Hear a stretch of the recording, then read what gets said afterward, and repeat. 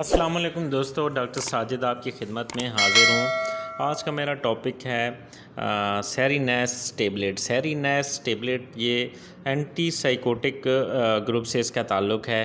हेलोपेरिडॉल है, इसके अंदर जो साल्ट है हेलोपेरिडॉल है। ये 0.25, 1.5, 5 mg और 10 mg की स्ट्रेंथ में मार्केट में अवेलेबल है।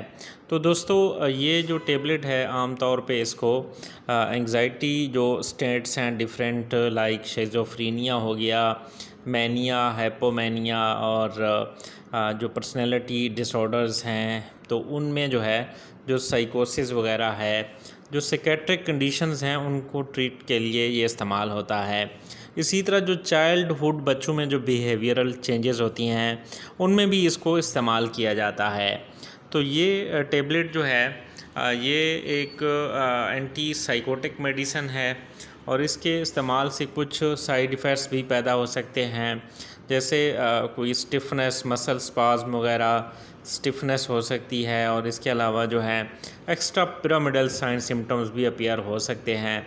इनके जो साइड इफ़ेक्ट्स हैं उनसे बचने के लिए जो डॉक्टर्स हैं वो दूसरी मेडिसिन्स लाइक जैसे कैम्प्रो है, प्रोसाइक्लिडीन है या ब्रोमोक्रिप्टीन है तो वो साथ देते हैं ऐसी मेडिसिन के। तमाम दोस्त वीडियो को लाइक, कमेंट और शेयर करना ना भूलिएगा। शुक्रिया।